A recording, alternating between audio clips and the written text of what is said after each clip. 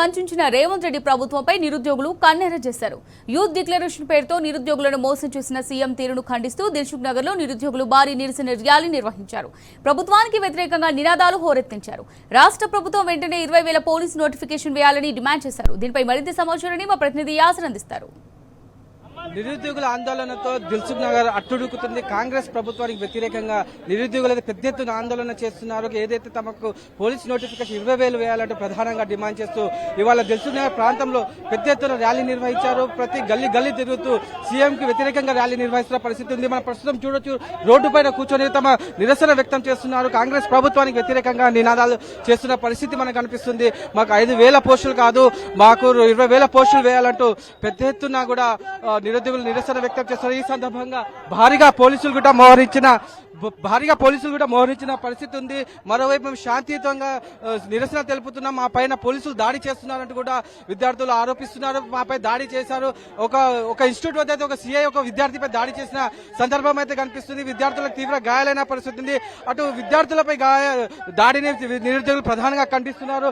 మనం చూడొచ్చు, అసలు ఏంది కాంగ్రెస్ ప్రభుత్వం పాలనలో మాకు ఉద్యోగాలు ఎందుకు రావడం లేదని ప్రధానంగా ఆందోళన వ్యక్తం చేస్తున్నారు. మాకు 20,000 పోలీసు ఉద్యోగాలు వేయాలంటూ పెద్ద ఎత్తున ఆందోళన వ్యక్తం చేస్తున్న పరిస్థితి ఉంది. మనం చూడొచ్చు, కాంగ్రెస్ ప్రభుత్వం వచ్చింది, తమ బతుకులాగమైంది, మార్పు అని మాలో మార్పు తెస్తుంది కాంగ్రెస్ ప్రభుత్వం అని ప్రధానంగా ఆందోళన చేస్తున్నారు. ప్రధానంగా చెప్పండి, డిమాండ్ ఏంది? ప్రధానంగా 7,437 పోస్టులకు ప్రెస్ నోట్ రిలీజ్ అయింది. అందులో ఏముందంటే ఇంకొక 2-3 డేస్ లో నోటిఫికేషన్ వస్తుందని ఉంది. కాకపోతే మాకు మినిమం 19,000 వేకెన్సీ నోటిఫికేషన్ రిలీజ్ చేయాలి. ఏజ్ రిలాక్సేషన్ అనేది పీసీకి 36, ఎస్ఐకి 38 సంవత్సరాలు, జీవో నెంబర్ 46 అనేది రద్దు చేయాలి. ఇది మా ప్రధాన డిమాండ్. ప్రభుత్వం తప్పనిసరిగా స్పందించాలి. ఎందుకంటే మీరు చెప్పినటువంటి ప్రామిస్, మీరు ఇచ్చినటువంటి హామీకి మీరు చేస్తున్నటువంటి పనికి ఏమాత్రం సంబంధం లేదు. 19,000 నోటిఫికేషన్ ఇస్తామని చెప్పేసి మీరు అన్నారు. కేవలం 7,437 ఖాళీలు మాత్రం ఈ రోజు ప్రెస్ నోట్ రిలీజ్ చేశారు. ఇది ఎట్టి పరిస్థితి లోపల నిరుద్యోగ సమాజం భరించదు, ఎట్టి పరిస్థితి లోపల దీన్ని యాక్సెప్ట్ చేయదు.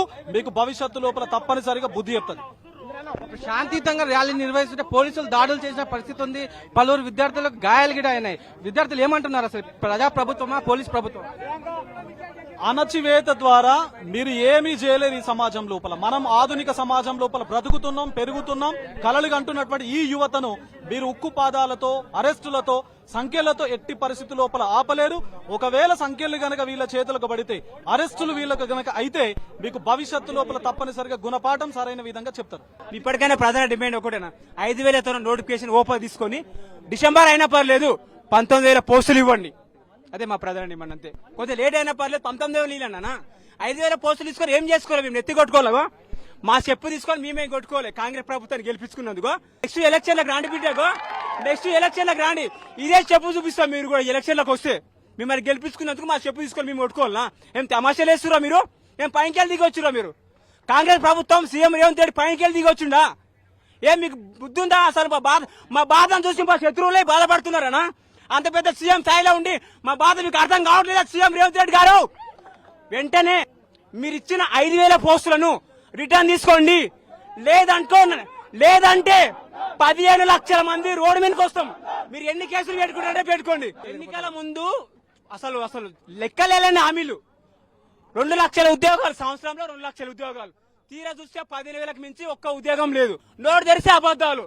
అసలు అబద్దాలు మాట్లాడుకుంటావు, ఏం పని చేస్తావా? అసలు ఇంత దరిద్రమైన సీఎం దేశంలో చూడలేదబ్బా. మళ్ళీ అడుగుతున్నా సీఎం రేవంత్ రెడ్డి గారు, ఈ 5,000 నోటిఫికేషన్ రిటర్న్ తీసుకోండి. అసలు అవసరం లేదు. మేమే చెప్తున్నాం కదా, నోటిఫికేషన్ అవసరం లేదు. ఇప్పుడు నోటిఫికేషన్ అవసరం లేదు.